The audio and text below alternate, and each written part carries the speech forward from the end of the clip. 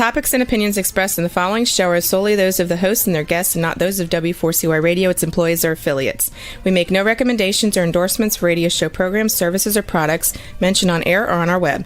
No liability, explicit or implied, shall be extended to W4CY Radio or its employees or affiliates.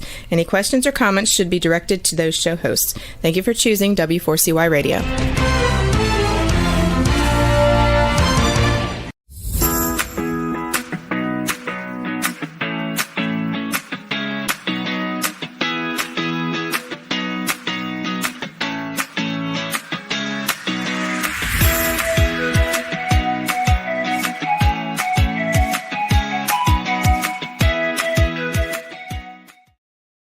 Hi, I'm Shelby Wagner, host of Learning to Dance in the Rain.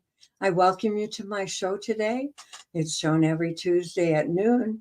We're doing a pre-recording today with Pastor Carl Litchfield, who is the pastor at the Burr Oak Methodist Church in Michigan and also in the Menden Church in Michigan. And he's my pastor currently. Carl, let's bring you on out here and get started. Oh, hi. Hey, hi, Shelby. Oh, what a surprise. Here we are. Would you like to say anything about your past? We've talked about it before, but this is a new broadcast in case we have new people. I believe. Okay. Yeah. How many years have you been in the service of the Lord? Well, my first time in the pulpit was January 1st. It's a Sunday, January 1st, 1983. Okay. And so I've been involved in pastoral ministry now for 41 years. And I've served a variety of churches, most of them country churches, most of them small churches. God blessed in many ways along the way. I learned a lot of lessons along the way, what to do and what not to do. But I'm so glad I'm at this end of my ministry because most of the mistakes that are possibly made, I've already made them. I'm not bound to make them again. And I've got a great deal of confidence in working in tandem with God, God's Holy Spirit, and working with God's people. So I'm really, really pleased that we're at this place in time and ministry. And I'm really, honestly, Shelby, I'm really grateful that we have these times once a month to be able to get together and talk. I love your book. I was just going through the contents and I was paying attention to the sections that you have put in there. And I thought it was pretty cool. The rain. You're always saying that learning to dance in the rain. And what is the rain itself? And the next section is learning to dance. And then the next section is dancing. I thought it was just really a beautiful progression. What's after that? Okay, be careful. Okay. Well, I had some questions for you. Okay, I was feeling today would be dancing. Before, unless there was something you wanted to bring up first of all, or anything like that before No, I think we're ready to get started if you like. Well, I love this the section on dancing in the 13th chapter says dating is different today. And I kind of wondered what really came to my mind is I'm sure, Shelby, you've had dozens and dozens of conversations with people who are having life experiences such as you have had.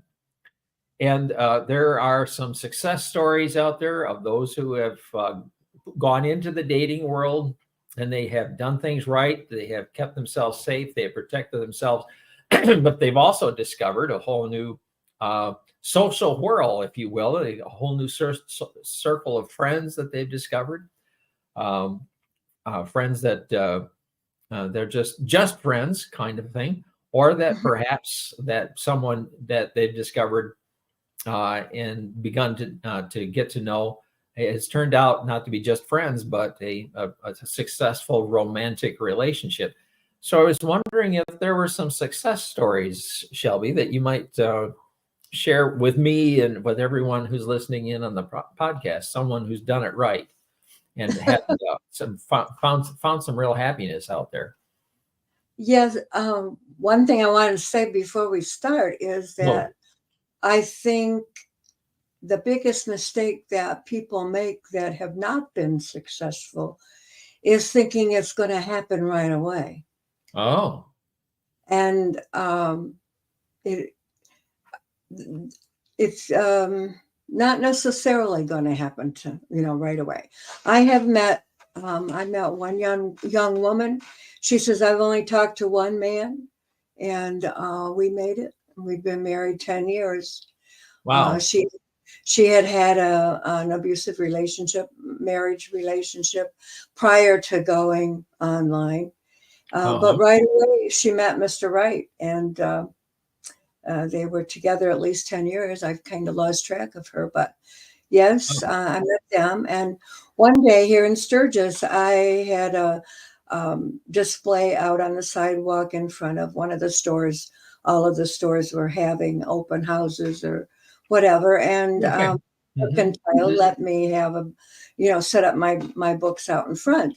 And I had this huge sign that said learning to dance in the rain, and that it was about internet dating and so on. And so I went over to the couple and said, do you want to know more information about that? They said, no, we met online. And I said, oh, well, I'd like to know your story then. So she lived in Sturgis or in the area, and he lived in northern Indiana. Okay. And they had dated, back and forth for a couple of years, I believe.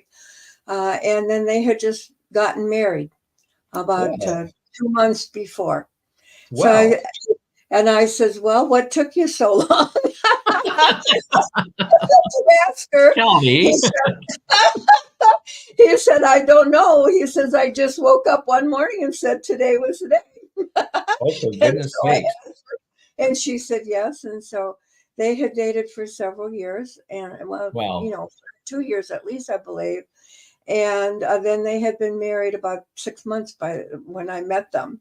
Well, and so they were very happy, and I shared a little bit about my experiences. And of course, I had just written my book. I hadn't. I guess I had a couple years under my belt there. Okay.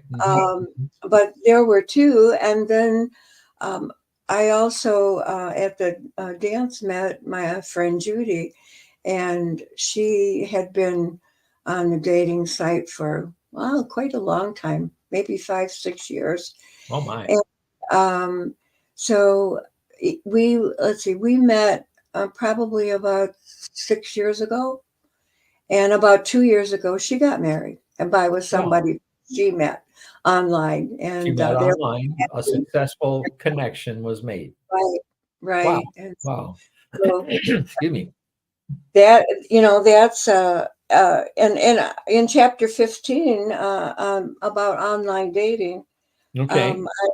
I had put a chart there that I had found on a statistic website that where do people meet other people, and it said 58% of the singles would meet their dates through friends. Well, I moved back from Tennessee up to Michigan, and I didn't have very many friends around here. I had my daughter's family, and so I kind of put the word out to them. But I said, do you know any single men? Well, no, don't know any single men. Well, your daughter being married, she probably had not been out fishing about. And there was one in my choir that at church, at the Methodist Church in Brunson, but he wasn't interested in. He still loved his wife, and he wasn't going to go any other direction. And so I had to look at some other things. And so the chart said 37% meet dates in bars or coffee shops or other public places. And I hadn't had any success at any of those areas. And of course, there's always the workplace. And since you're retired, who are you going to meet there? It said 49 million people in the United States have tried online dating. That's a lot of people, 49 million. And this was like 5 years ago. So I'm sure it's more now, especially with the COVID and people, being trapped at home. Right, A right. lot of them went on dating sites that had not been on before. But finally, we get down to the last one, and it said, or the next to last one, 46% of the people, um, of the users of internet dating sites met their current partner online. Huh. I don't know how many total that was, but that was, 50, almost That's 50%. quite a large percentage, though. Yeah. Right, right. And so I thought it was well worth trying out. And that's what one person, I had borrowed his chart on the 5 types of men Oh, on online dating sites. And one of the things he said, why do you go on or try internet dating? And he says, because it works. And huh. with Well, 50%, and I'd have to say, well, I met, let's see, I met three fellas before I met Rick, and okay, okay. that I liked, but for one reason or another, and they liked me too, Right. like, but they were, one had already been married 4 or 5 times. Uh-huh. He didn't want to try it again, and the Okay. other had 4 daughters and 13 grandchildren, I think, and so I said, Shelby, I couldn't make you number one priority in my life, Oh, and boy, that boy. was right. So uh, That's I a still telling get statement right there. He was being honest with you, but it it hurt at the let you time know because where you're at, I what you're really did like him. That's what one of my friends said when I said, well, I really like this guy and whatever. And when I told him what he said, well, Shelby, he did you a favor. I said, what do you mean he did me a favor? And he said, well, he told you right up front that you'll never be number one with him. So why worry about it? Go on, move on. Mhm. Still And tough to hear when you had hopes. When you had hopes, yeah. well, this guy, with all of the grandchildren and everything, I mean, he's still, um, oh, I just heard from him last week. How are you doing? Huh. He said, are you married yet? I said, no, but Uh-huh. I'm in a relationship. He said, I still can't figure out what I did wrong. And I thought, well, how about 13 of them?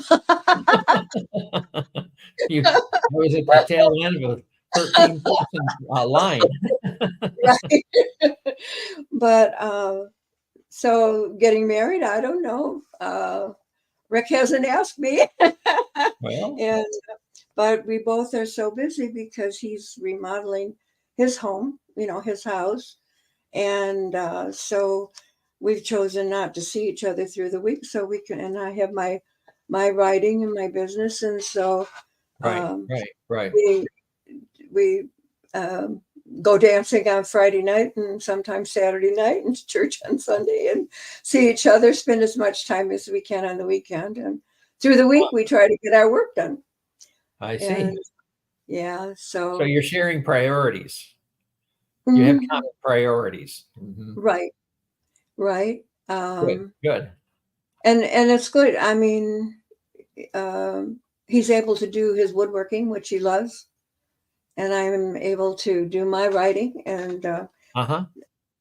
and it works that way also. And I find it very nice not to have to worry anymore about chatting with people Starting online, you starting a know, new relationship and right? doing And all the basics and mhm, protecting yourself while you right. become a little bit more open about yourself. That you're walking a tightrope there, I would think. Oh yeah, Reveal too yeah. much, and you may have given something too given something, some personal information away you later on regret for doing. Oh Um, yes, Sharing yeah. not enough, your friend might just get discouraged, thinking, well, she's not really opening up to me. And so I guess this isn't going to go anywhere. So there's a balance line there. Right, right. And I have to say, I did something in the very beginning that I would advise other people not to do. And Oh, the dating sites say stay on their platform and okay. talking with the other people until you feel comfortable, And so if Okay. someone asks you to, well, let's go to WhatsApp, or let's give me your telephone number and we'll talk and chat, or that. And if they say that within the first, I would say the first week, that's a pretty good tip off that they're not somebody you need to talk to. It sounds Uh, like they're trying to manipulate you and isolate you. yeah, they And want to get you off onto another private uh, chat option, and I don't know what all they want to do, but I right. did not observe that. It said that right in the before I signed up. It said stay online. If somebody asks you to go to another platform to chat, just say no. And I thought I might write a book about the experience. So I wanted to know what happened. I'm curiosity killed the cat. Well, curiosity about killed me, I think. Oh my. It did And so sound like I it think turned into a that's very why bad experience. I have had so many um, um, scammers that, Huh. people that turned out to be scammers. Now, Rick doesn't think he's ever talked to anybody, and was on a dating site for quite a while throughout the years, off and on. And he says, I don't know why you get all these calls or messages. And I said, well, once you give them the money that they want, your name goes on a suckers list, and it's kind of like a telemarketing thing. It gets they passed on. they keep And recycling, and Mhm. somebody else tries again later on. So I would say whenever somebody suggests right away, within the first week, that let's go on to WhatsApp, is especially one that I would say watch out for. Hmm. Um, or give me your own telephone number.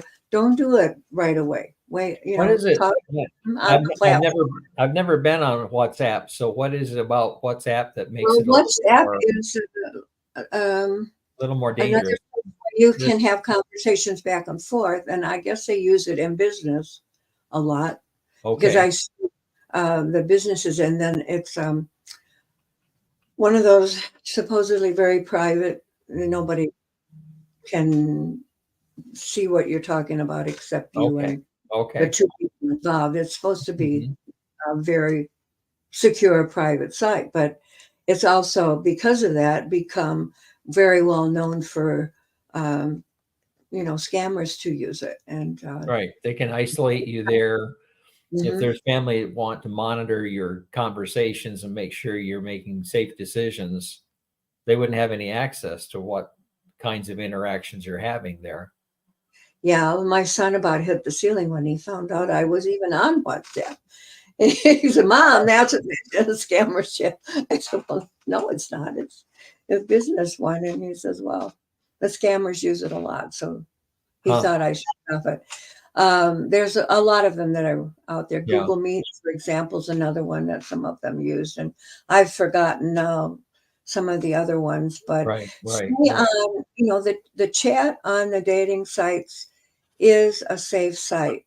It's a safe place to talk, and that's Okay. where you Mhm. need to stay until maybe till you meet. We feel comfortable enough to meet someone. I also found that meeting somebody within the first couple weeks is what was suggested to me, was a good idea, because if they won't meet you within the first 2 weeks, then move on, because you're probably not going to meet them after all. But Huh. with me, I didn't live in a big city, and it took longer than 2 weeks. Okay. Uh, In fact, the one guy with 13 kids took 4 months before we actually met, you know. Uh-huh. But there were other signs that I knew that he was a real person. I mean, he didn't have any of the red flags at all that I Okay. had learned Okay. to watch out for. Plus, I could find him on the Better Business Bureau, or I don't know if Uh-huh. it was that, but you know, that way. But Yeah. Your chapter 14 speaks about our adult children object. Tell me about some of the um, impediments to a blossoming relationship that you might run into because of your children. I'm sure they love you and are doing their best to watch over you, care for you, but they can also prove to be an impediment, I suppose.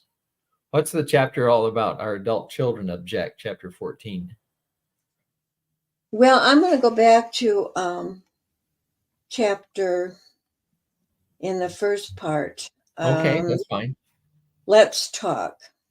Which is that one? The fourth chapter, maybe. It's chapter 5. Chapter 5, okay. And in this case, before I even signed up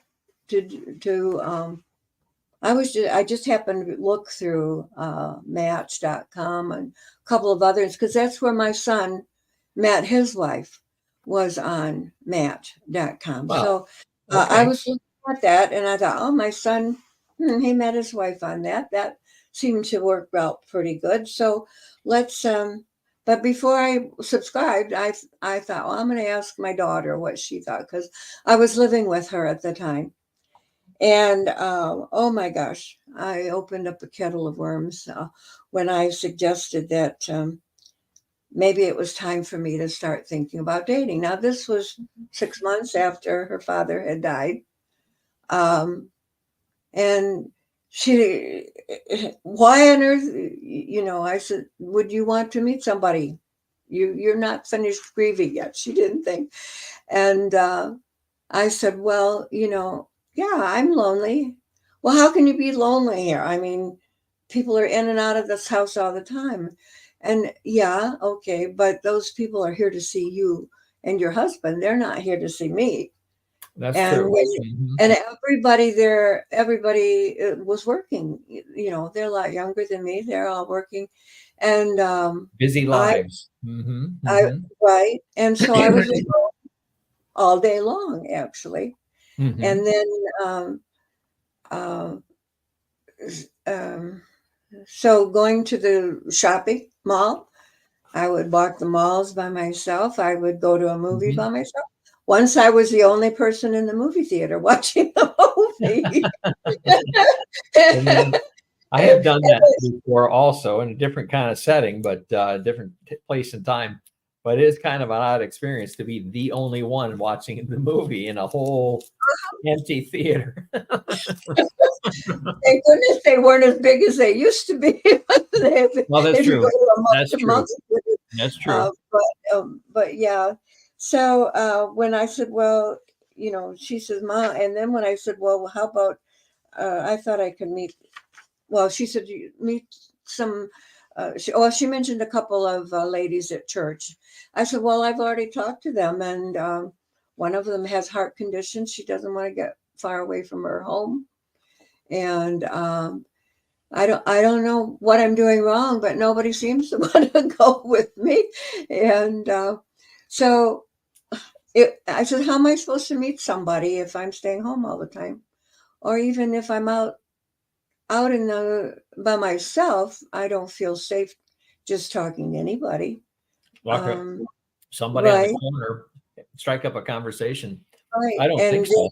Of course, as far as Robin, I guess, was young enough that all of, you know, she had heard about the scams on dating sites, and, oh, Mom, you'll get scammed. And I said, oh, no, I wouldn't do that. And darn it, she was right. I did. So after having this big discussion with her, and, you know,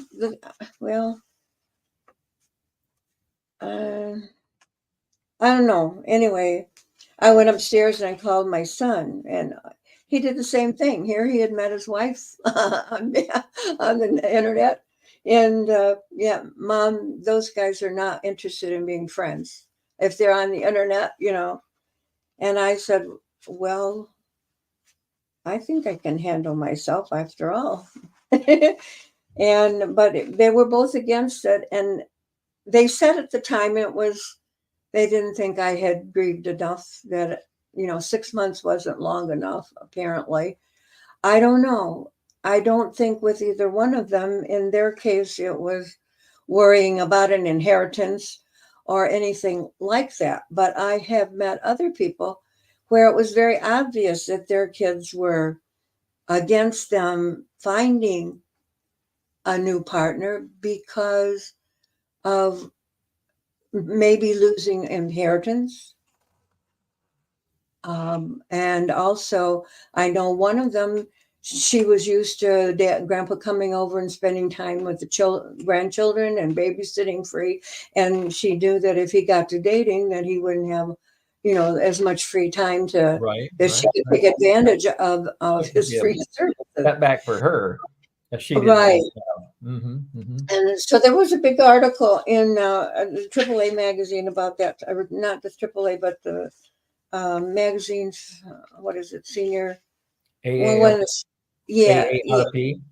Yeah, one of those about your children, grown children, objecting to you having a new relationship. Right. And there's several things going on because, number one, they don't want you to be hurt again. Right. They don't want to. Right. Maybe they don't want to share you. Maybe they don't want to share your time. Maybe they don't want to share the money or think it's going to go. The inheritance. My mother had said when she was widowed that there would never be another man for her in her life. She ended up in a retirement community. And after she'd been there a couple of years, she became part of a welcoming group. And part of what that welcoming group did was when there was somebody new coming in to the retirement community, they would get assigned as a big brother or big sister and show them where everything is in the building, where the chapel is and how to get these services, the sewing room, laundry, and they were often seated together in the dining room.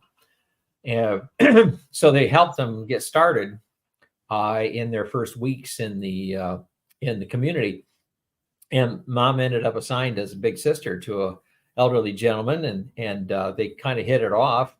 They had good friendship and that sort of thing, and it turned into somebody that they spent more time together. And when they're walking down the hall, they would hold hands and that sort of thing. And he made it very clear that this was not for marriage. He told Mom this, and when myself and my brothers visited, he sat down with us and said, "This cannot be for marriage, but we really do enjoy one another's company." But his daughters got involved and kind of said in no uncertain terms, "No, you're never going to marry my dad," talking to my mother. And that kind of upset Mom. It was, it was not her intention, but because there was some wealth involved, everybody got very careful about that. Mm-hmm. But I know of a situation where one of the parishes I was serving in, there was a man and a woman. They were both widowed, and they met, and they knew each other, and they developed a dating relationship, and they ended up getting married. But the woman had a substantial properties. She had a farm, she had some wealth, and that sort of thing. The man didn't have much at all in his retirement. So when they got married, what really should have happened was sort of a prenuptial agreement that the will that she had for her children would not be changed. Her children would still inherit the farm and that sort of thing. Those steps were not taken. And unfortunately, the new husband liked to joke with his stepchildren, "I'm out spending your inheritance." And they took that as an insult. And they really did not like this guy at all. So the woman, unfortunately, after a number of years, she died of cancer, and the children took him to court and tried to kick him off the property, and that sort of thing. In the end, the court ruled against both the children and the man, and the farm had to be sold, and wow. the inheritance distributed with the children. The man ended up with nothing, but he ended up leaving the area. I contacted, they'd been parishioners of mine. I contacted him later, and he said, well, the kids, they just poisoned the area against it. They spoke so badly about me. He says, I couldn't go anywhere without being treated awful. He says, I had to lead the whole community. So there's without being careful about those steps, to be reassuring to the children on both sides of the uniting family that your inheritance is not going to change. If you are secure in what you're about to receive, we're not going to be tearing this apart or diminishing what you have an expectation for. But these kinds of things need to be thought out. And that one instance that I went through as an observer, it was just awful to watch that thing happen. Well, that happens. What they wanted, because in the end, the court ordered that the whole farm be sold, and they all lost because they all had attorneys. They had to pay attorneys' fees, all that stuff, and they ended up with smaller amounts of cash than they might have anyway. Excuse me. So there's a disaster story right there because people weren't careful. That tells everybody they need to set their parameters before they get married. Right. I think in this case, a prenuptial agreement makes sense. Right. And because I've heard that more. And it's not just meeting somebody online either. One friend of mine down in Howe, his dad married one of the women that he'd known whatever for a long time. And she ended up taking all of the family inheritance, and the three boys got nothing. And she didn't need it. He already said she was richer than his dad was. So I guess she was just plain greedy. I don't know. That sure sounds like it. Right. Sounds like a disaster story. Stories about women like me, for example. I bought my house because I was going to go into Thurston Woods, but there was nothing available when I finally decided I needed to. Well, I sold my house in Tennessee.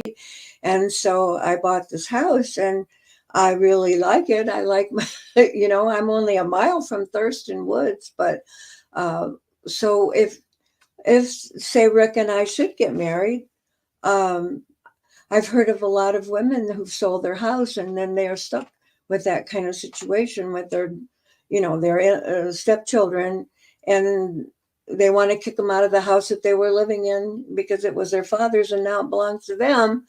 And I said, well, that's not fair. No. So should a couple like me, I'm thinking, well, maybe I better hang on to my house if we get to the point where I would move in with Rick. I would keep my house.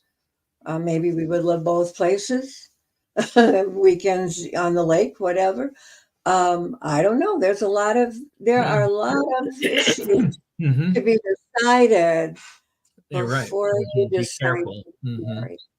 Yeah, and a lot of these are legal questions. You're really going to have counsel of an attorney to make sure that for your own safety, your own well-being, knowing that you do have, if things should fall apart, or if there's an untimely death or something like that, that there is a plan B that's ready, a fallback position, if you will, right. But also some reassurances for the family that this new relationship, this new marriage, perhaps, is not going to destroy what they had any previous expectation for. That right. They also will be protected. I think that's wise all the way around. The article from the Art magazine was that you sit down with your family, like with my son and daughter, right. and explain, this is what the will says. This is not going to change, whatever, so that they know exactly what to expect. Right. But the problem comes in when one gets greedy. I even had a friend in Tennessee. They're two sisters, and their dad had passed away long. Let's see, how did it go? Their dad passed away, and the mother was still alive. And the other daughter, not my friend, but her sister, went to the mother and wanted her part of the inheritance right now.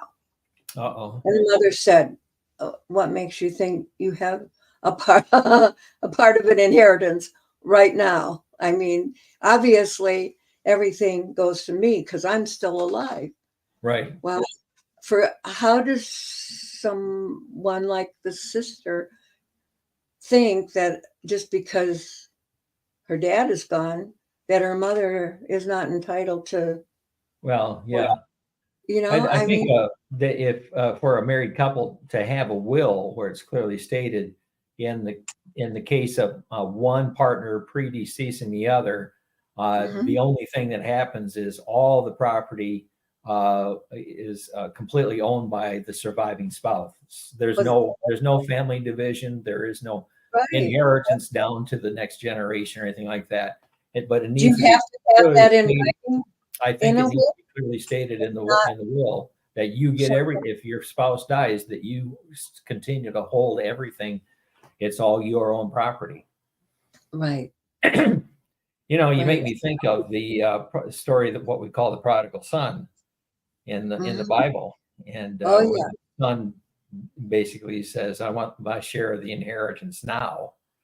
And the amazing thing is, the father gave it to him, but if say the farmer is a landowner and a farmer, that means he has to sell his farm, and he has to give half the proceeds. His income, his livelihood, his farm, his property is now diminished by half because his son basically said to him, "As far as I'm concerned, Dad, you're dead to me.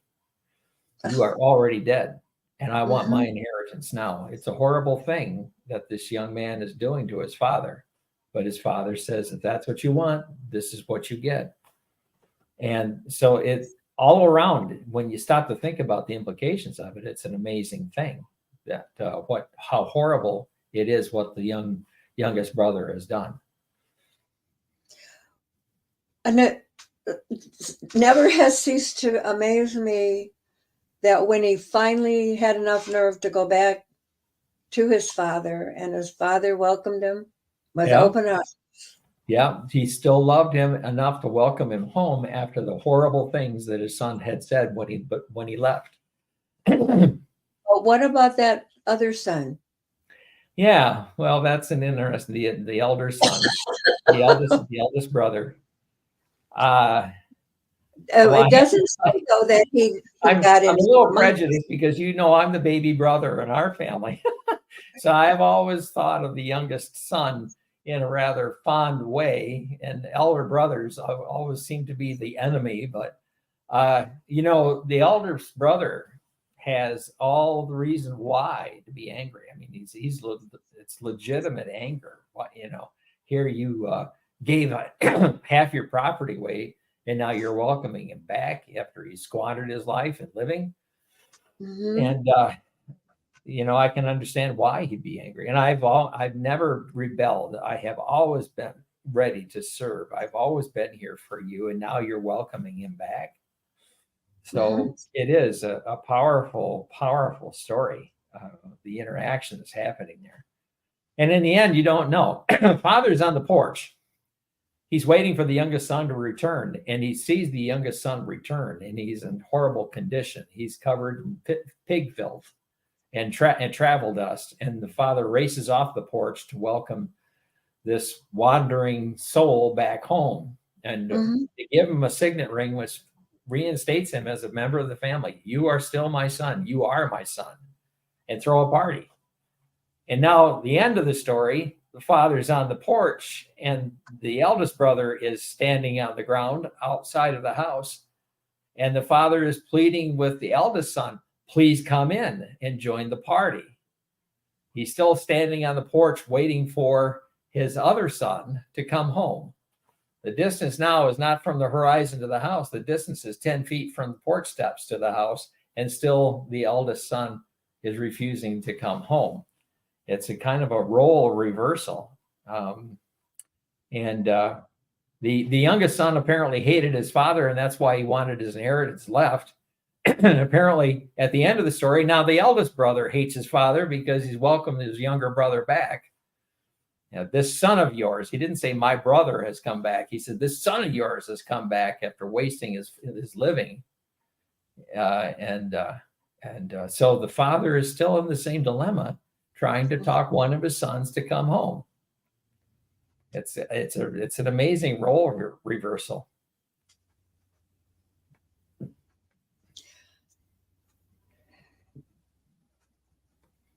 Well, I guess God is telling us, though, that he will welcome us back. No matter what. Right. Shelby, I believe you're absolutely right. You are absolutely right. And the particulars, we don't know whether he left any money to that younger son again, do we? No, we don't, but it really doesn't matter. He's been welcomed into the house. He's going to be supported for the rest of his years and for the rest of his life, at least as while his father has any say about it.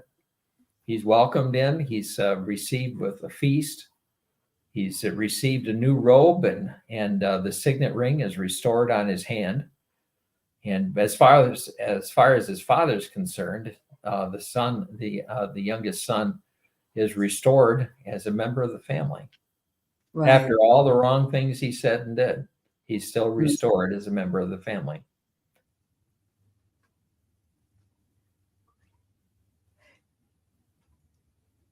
But there are a lot of families that don't get restored like that. No, yeah. Because when we're talking about humanity, we're talking about people, we're talking about broken hearts, we're talking about people that have been hurt so badly that it's hard for them to forgive. Not everybody can do that. Not every human being is capable. Most of us are not. I'd say most of us are not capable of it, to welcome home the one who's been so wasteful and so destructive and so mean-spirited.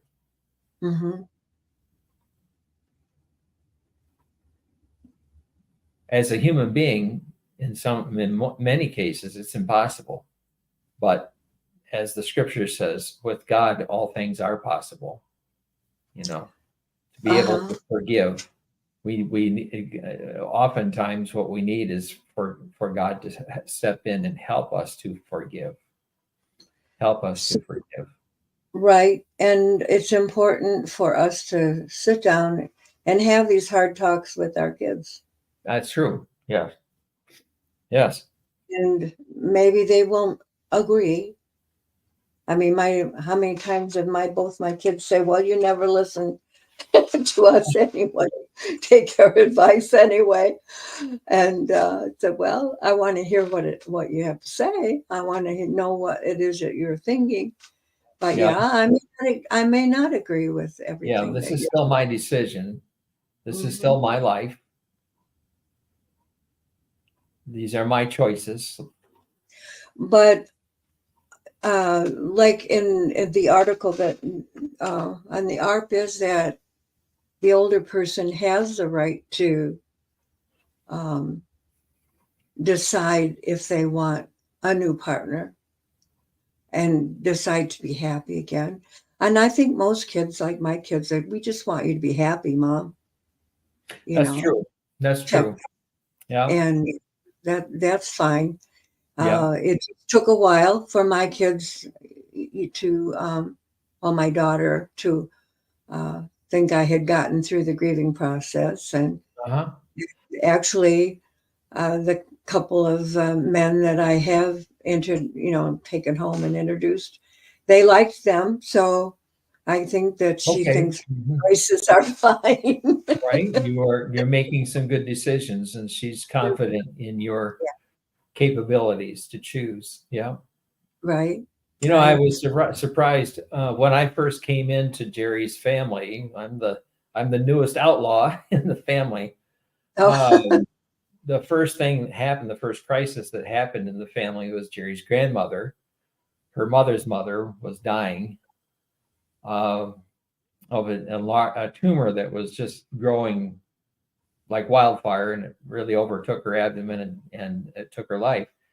So I hadn't been in the family hardly at all. And when we were having the funeral for Grandma, and Grandpa came to my wife, Jerry, and I, we were standing together, and he says, I want you to know, he says, I feel like I'm a young enough man, and I don't believe that I can live by myself on my own without having the help of a woman. He says, I want you to know that if God leads me in this direction, that it's quite likely I want to meet someone and I want to be able to marry again. And my wife answered, and I thought it was a beautiful answer, Grandpa, whatever is good for you, whatever makes you happy, that is what I want for you. And then what astonished me is that Grandpa, after Grandpa talked with Jerry, Grandpa went and talked to Jerry's mom. And what astonished me was my mother-in-law's answer to her father was exactly the same words. oh yeah. Dad, whatever it takes, if that makes you happy, then I'm happy for you. Then I'm happy for you. It's a beautiful moment in a sad time. Mm-hmm. Very good for the children to understand. Yeah, right. God said it's not right for a man to be alone. That's right. That's what God said. Yeah. Or a woman to be alone either. Right. Looking for a helper. Mm-hmm. And as we get to our age now, I forget things, and Rick will remember, but he forgets things. And I will remember, so we need each other too. We remind each other. Mm-hmm. Remind each other what has to happen. So that's nice. Yeah. Supplementing, is that called supplementing each other or complementing, completing? Mm-hmm. Yeah. Okay, well, I think we're about out of time. Is there anything okay you would like to say? It's amazing. When we get together, Shelby, I'm a little afraid. I'm thinking, how are we going to fill an hour? And then all of a sudden you're saying, well, I think it's time. I thought, how did that happen? I enjoy our conversations. I enjoy being with you and having this enjoy it very much too. I wasn't sure exactly what we were going to talk about today. Well, we never really know for sure. It came out. I think it came out fine, and I'm going to talk to the audience and thank you for being here with us today.